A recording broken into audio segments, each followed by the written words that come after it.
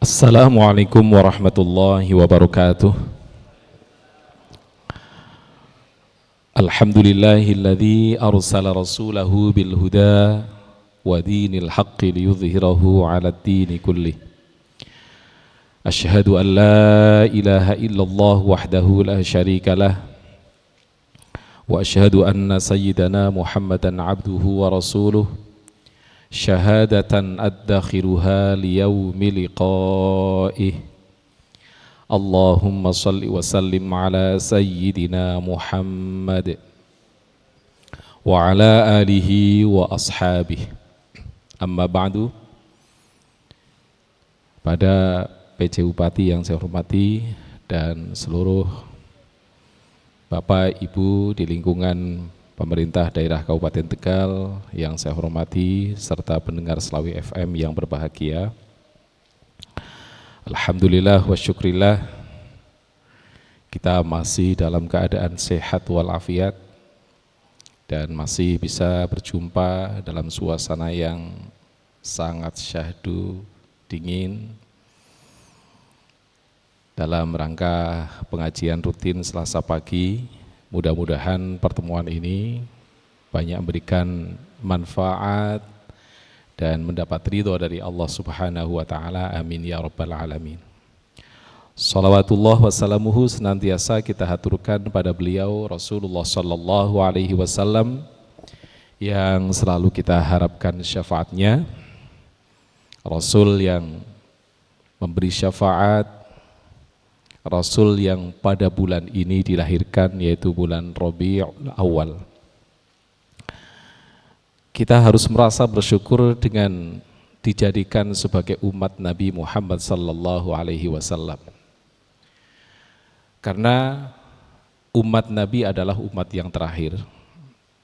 Namun nanti di hari kiamat adalah yang pertama, bahkan yang pertama kali masuk ke surga. Sebagaimana yang disabdakan oleh beliau, nahnul akhirun wal awwaluna yaumal qiyamah wa nahnu awwalu man yadkhulul jannah. Kami adalah umat yang terakhir, tapi yang pertama nanti di hari kiamat, dan yang pertama kali masuk ke surga. Tapi tidak semua umat setelah Nabi ini masuk ke surga. Yang akan bersama Nabi Muhammad sallallahu alaihi wasallam hanyalah mereka-mereka yang betul-betul mencintainya dengan sepenuh hati. Dalam suatu hadis yang diriwayatkan oleh sahabat Anas radhiyallahu anhu, ini ada seseorang yang bertanya pada Nabi Muhammad sallallahu alaihi wasallam. Dia bertanya pada Nabi, "Ya Rasulullah, mata sa'ah?" Kapan sih datangnya hari kiamat? Biasanya kalau kita bertanya-tanya itu sudah ada persiapan. Ibu taken kali tanggane, ibu jarine arep mantu kapan? Karena persiapan arep kondangan, ngaten nggih Bu nggih. Nah, ini sahabat tanya pada Nabi tentang datangnya hari kiamat. Nabi balik bertanya, qol madza a'datta laha? Kamu bertanya tentang hari kiamat, kira-kira apa sih yang kamu siapkan untuk menghadapinya? Apa jawaban laki-laki ini? La syai. Saya tidak mempersiapkan apa-apa Nabi. Illa anni uhibbullaha wa rasulahu sallallahu alaihi wasallam.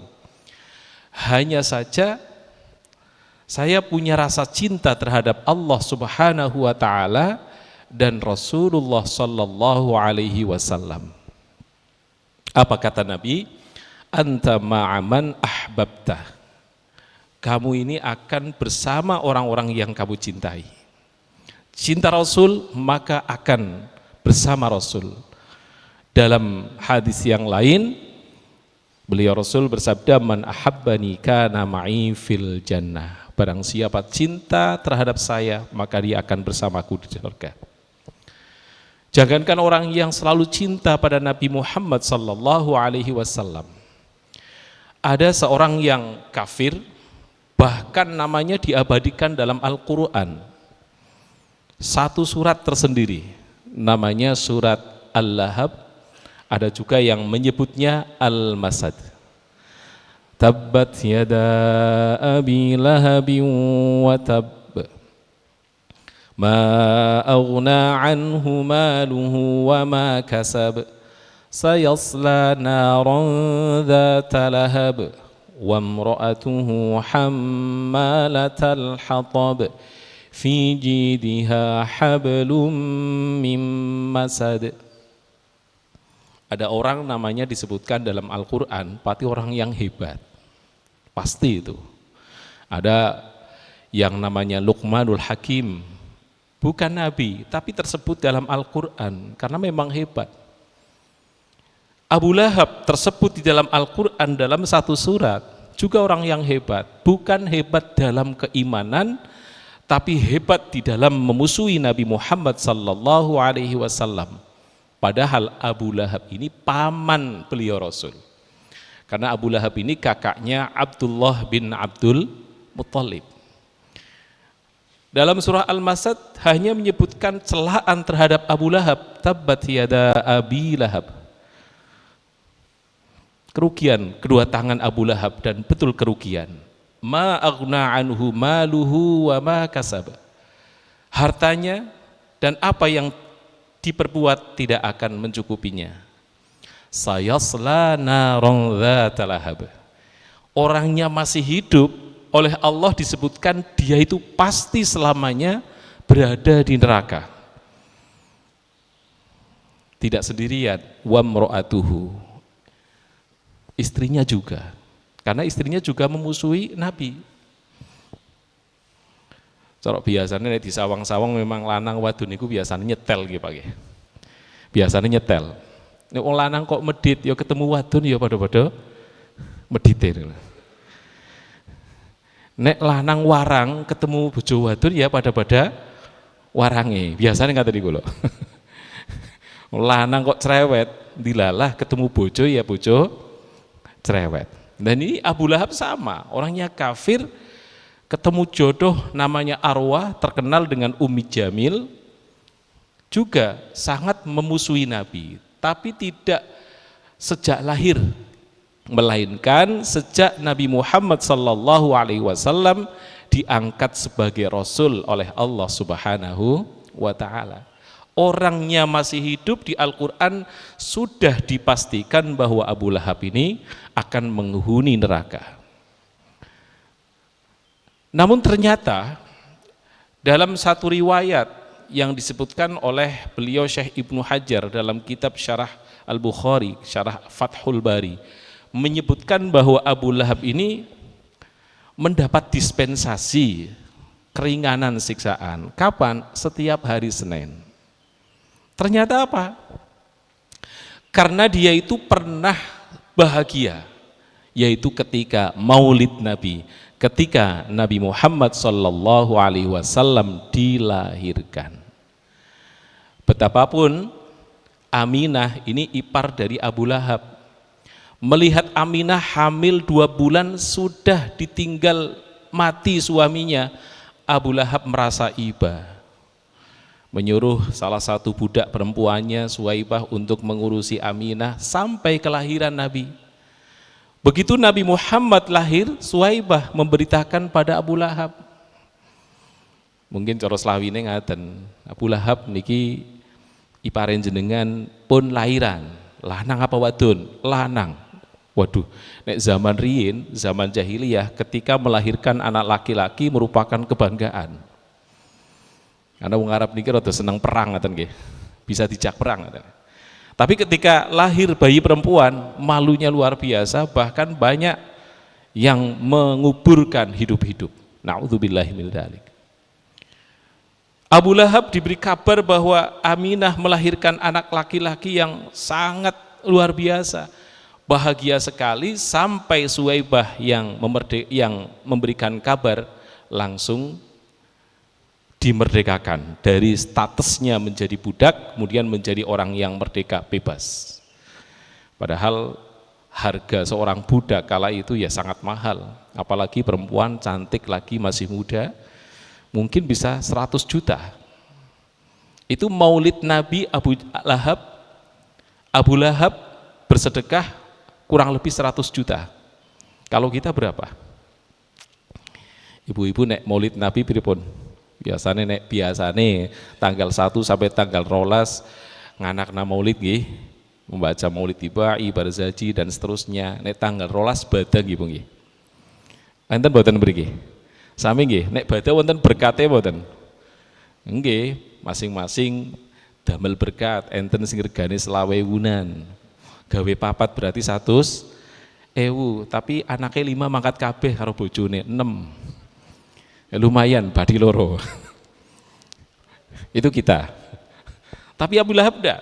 Saking bahagianya budak langsung dimerdekakan. Berarti dia pernah bahagia, yaitu ketika maulid Nabi Muhammad terlahir. Sehingga dalam salah satu kitab ada gubahan suatu syair. Ini sangat indah. Idza kana hadza kafiran jaa dhammuhu bitabbat yadahu fil jahimi mukhallada ata annahu fi yaumil itsnaini daiman yukhaffafu anhu lis-sururi bi ahmada fama dhannu bil 'abdil ladzi kana umruhu bi ahmada masruran wa mata muwahhida. Jika ini seorang Abu Lahab yang dicela dalam Al-Quran, namun ternyata setiap hari Senin dapat dispensasi siksaan gara-gara pernah bahagia ketika maulid Nabi. Famadhannu bil 'abdil ladzi kana umruhu bi ahmada masruran wa mata muwahhida. Kira-kira kalau ada seseorang yang sepanjang hidupnya cinta pada Nabi, kemudian mati dalam keadaan tauhid, iman dan Islam, nasibnya seperti apa? Tidak hanya dapat keringanan, tapi pasti akan bersama Nabi di dalam surga. Allahumma amin ya rabbal alamin. Mudah-mudahan kita tergolong orang yang cinta terhadap Nabi. Allahumma. Tapi sebetulnya mengungkapkan cinta itu hal yang sangat mudah. Diucapkan dengan lisan, lidah tidak bertulang, sangat mudah. Ada satu kaidah, la tathbutu ad-da'awi bil aqwal hatta taquma bi itsbatiha al-bayyinah minal af'ali wal ahwal. Pengakuan dengan ucapan itu tidak bisa dibenarkan begitu saja. Hanya pakai deklarasi-deklarasi dengan lisan, harus ada bukti. Apa? Perbuatan. Mengaku cinta pada Nabi harus ada bukti yang nyata.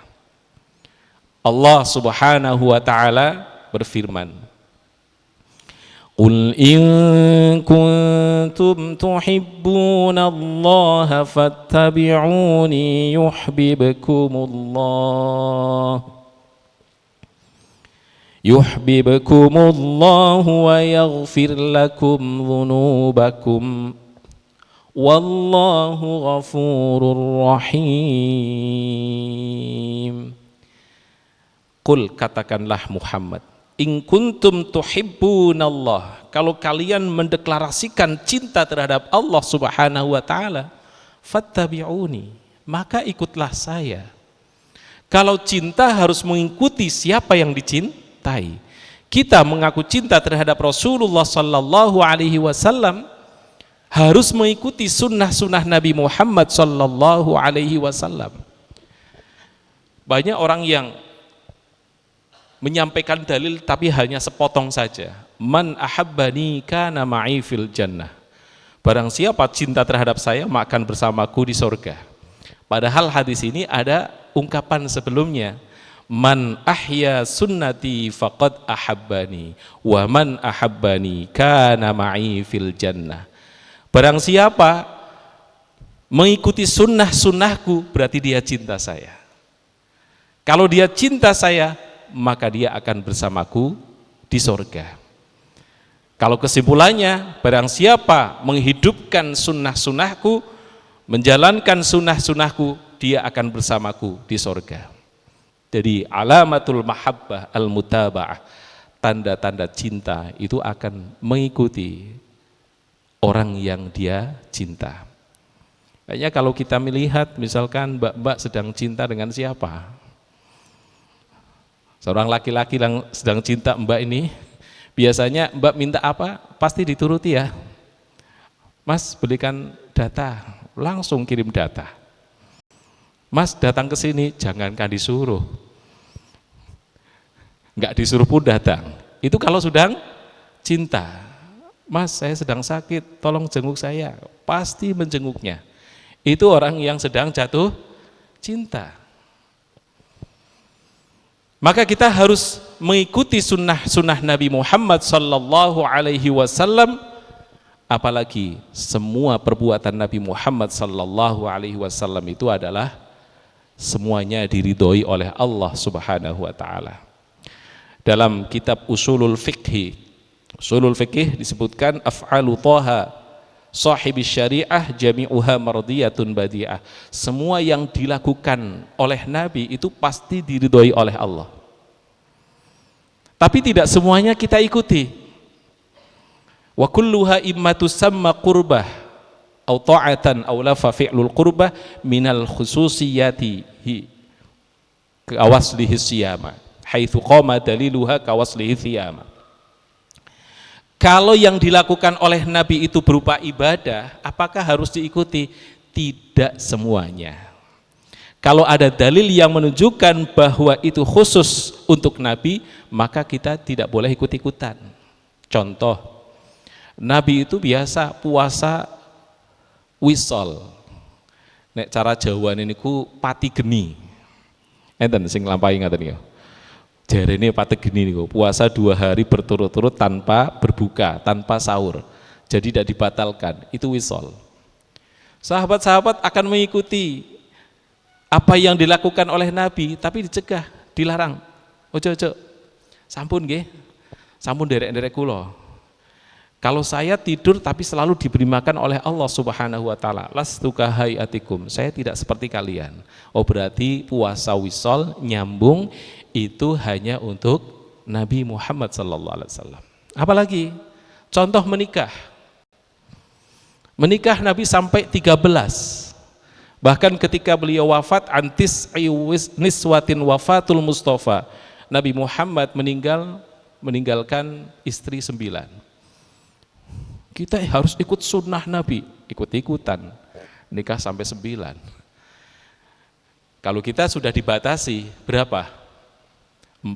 Fankihu ma thaba lakum minan nisa'i mathna wa thulatha wa ruba, maksimal 4 Pak. Kira-kira siap apa tidak Pak? Ya, minta izin dulu sama istri boleh apa tidak. Kadang-kadang laki-laki itu punya dalil ini.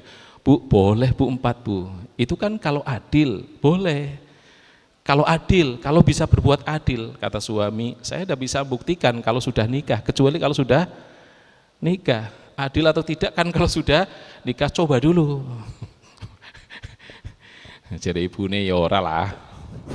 Wong siji bae. Kayak ora rampung-rampung, nafakoe ora pepek ngaten nggih. Itu Nabi Muhammad sallallahu alaihi wasallam nikah sampai 13 kali. Itu minal khususiyat. Hanya untuk Nabi Muhammad sallallahu alaihi wasallam, karena Nabi itu terjaga. Menikah pun bukan karena nafsu. Nabi Muhammad menikahi Siti Khadijah 17 tahun sebelum menjadi Rasul, 11 tahun setelahnya. Berarti berapa masa Nabi hanya mempunyai 1 istri. Ketika sudah diangkat Rasul, Khadijah meninggal, Nabi berkali-kali menikah, tapi bukan semata-mata, bahkan bukan karena nafsu, melainkan demi misi dakwah. Siapa yang dinikahi Nabi? Ada putri Abu Bakar, Siti ngomong Siti Nurhalizah siapa sih kan? Siti Aisyah radhiyallahu anha, masih kecil. Bagaimana mungkin Nabi cinta terhadap anak kecil? Hanya karena dakwah agar mudah tersebar ke seluruh masyarakat. Kemudian ada yang namanya Hafsah, juga putri Umar bin Khattab, dalam rangka misi dakwah. Termasuk juga Nabi Muhammad menikahkan putrinya Aisyah dengan Sayyidina Ali bin Abi Thalib karramallahu wajhah, dan dua putrinya dengan Sayyidina Utsman secara bergiliran. Itu juga dalam rangka dakwah, sama sekali bukan karena nafsu, melainkan ada misi-misi dakwah, risalah dari Allah Subhanahu wa ta'ala. Yang kita ikuti adalah ibadah-ibadah yang dikerjakan oleh Nabi yang bukan merupakan spesial untuk beliau Rasul. Kemudian dalam masalah akhlakul karimah, ini juga harus kita ikuti. Kalau kita terbiasa membaca maulid, di antaranya maulid tibai, betapa luar biasanya Nabi. Nabi Muhammad sallallahu alaihi wasallam, in udhiya ya'fu wa la yu'aqib. Ketika beliau disakiti, cuman satu, memaafkan, tidak pernah membalasnya. Karena permusuhan itu tidak bisa dibalas dengan permusuhan. Nek uang musuhan diwales musuhan langkah rampungi. Sing musuhi mati, yo duwe sedulur, duwe bojo, duwe bala, mesti nerusaken permusuhan. Hanya satu cara untuk menghentikan permusuhan adalah dengan memaafkan. Wa in khusima yasmut wa la yujawib. Ketika Nabi ditukari, mboten nate jawab. Ngapunten nggih Pak, bukan sing wadone niku kok cerewet ngomong pirang-pirang, wis wajar. Kula sering matur wong wadon niku lambene kaya bebek tipis, dadine gampang munine pek ngoten. Nuwun sewu Pak. Nek wadone cerewet dirungokaken mawon, mboten usah dijawab. Nek mangke nek rampung jenengan muni shadaqallahul azim. Selesai. Aman ngaten lho. Sampun diwales. Nek diwales dadi wong wadon niku kaya gudik kok. Nek dikukuri tambah nemen ngaten ya. Nggih, nek cerewet iku kaya gudik, dikukuri tambah gatel nemen ngaten iki. Si pripun carane wong lanang? Pun mboten usah dijawab, dihapura mawon. Sebab kalau dijawab pasti akan menjawab lagi dan bertambah dosa. Ketika ada dosa, maka hati akan menjadi keras. Ketika hati menjadi keras, maka susah untuk diberi ujangan. Dihapura sih. Dihapura ngaten nggih.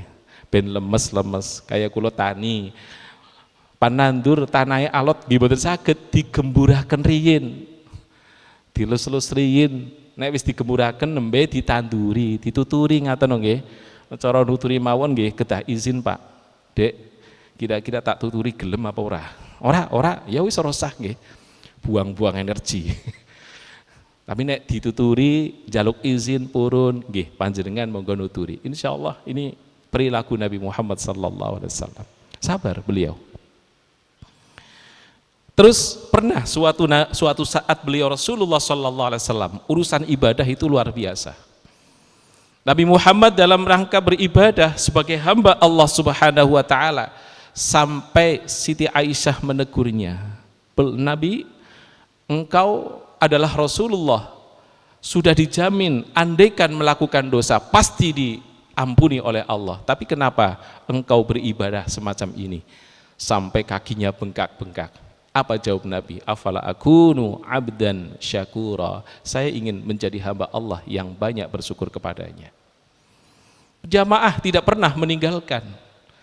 Suatu saat beliau Rasul berjamaah menjadi imam. Tapi para sahabat yang di belakangnya melihat keanehan-keanehan sampai ketika salam, sahabat Umar mendekat. Nabi, jenengan kok kadose gerah? Ora, nggih kok. Wau gerakane wonten suara-suara aneh. Setiap ruku Allahu Akbar kretek. Sami Allahu liman hamidah kretek. Allahu Akbar sujud ada suara-suara seperti tulang mau copot. Akhirnya Nabi didesak membuka jubah. Ternyata perutnya kempis. Kelihatan gemuk, ternyata ada kain yang isinya bebatuan untuk mengganjal perutnya. Apa kata sahabat? Jenengan kados mboten ngertos kula para sahabat, nek mirsani jenengan kados niki nggih mesti kula mikiraken, sahabat-sahabat sedaya mikiraken panjenengan. Tapi jenengan malah ganjel watu. Lho kira-kira jenengan saged tiru napa mboten, Pak? wangsul saking kantor balik dereng enten panganan, ibune mboten masak belas, kira-kira niru Kanjeng Nabi napa mboten njukot watu. Nek njukot watune niru. Tapi orang nggo ganjel. Nggo ngamuk ngaten gitu. Apa kata Nabi ketika sahabat mengatakan semacam itu? Saya tahu betapa cinta kalian terhadap saya. Kalian akan memenuhi semua kebutuhan saya.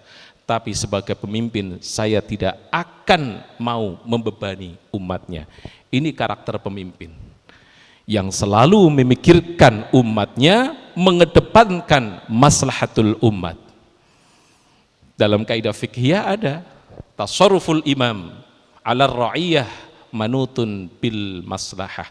Semua kebijakan pemimpin orientasinya harus untuk kemaslahatan umat, bukan untuk kemaslahatan pribadi. Tapi kan sekarang jarang ya pemimpin semacam itu. Tapi kita tidak bisa menyalahkan. Kenapa? Kita juga yang salah. Sekarang ini banyak orang yang memilih pemimpin bukan melihat siapa-siapa, tapi melihat apa. Sehingga ketika jadi pemimpin pun tidak akan melihat untuk siapa, tapi akan melihat apa. Ini kesalahan kita. Harusnya pemimpin adalah seperti Nabi Muhammad sallallahu alaihi wasallam yang selalu memikirkan kemaslahatan umat. Kita berikrar cinta terhadap Nabi Muhammad sallallahu alaihi wasallam, juga harus mengikuti sunnah-sunnah beliau Rasulullah sallallahu alaihi wasallam, sehingga kita akan bersamanya di sorga. Allahumma amin ya rabbal alamin. Demikian yang dapat kami sampaikan, mudah-mudahan bermanfaat. Ada banyak salah, kami mohon maaf yang sebesar-besarnya. Allahumma salli wa sallim ala sayyidina Muhammad wa ala ali sayyidina Muhammad. Alhamdulillahi rabbil alamin, hamdan yuwafi ni'amahu yukafi mazidah. Ya Rabbana lakal hamdu kama yanbaghi li jalali wajhika wa 'azimi sultanik. Subhanaka la nuhsi thana'an 'alaika anta kama athnaita 'ala nafsik. Allahumma inna nas'aluka mujibati rahmatik wa 'azaima maghfiratika was salamata min kulli ithmin wal ghanimata min kulli birrin wal fawza bil jannah wa najata minan nar. Allahumma inna nas'aluka al huda wat tuqa wal afafa wal ghina. Allahumma kama hassanta khalqana fahassin akhlaqana. Allahumma ij'al sariratana khairan min alaniyatina waj'al alaniyatana salihah. Allahumma inna nas'aluka ilman nafi'a wa rizqan thayyiban wa amalan mutaqabbala. Rabbana atina fid dunya hasanah wa fil akhirati hasanah wa qina adzaban nar. Sallallahu ala sayyidina Muhammad wa ala alihi washabbihi wasallam walhamdulillahi rabbil alamin. Wassalamualaikum warahmatullahi wabarakatuh.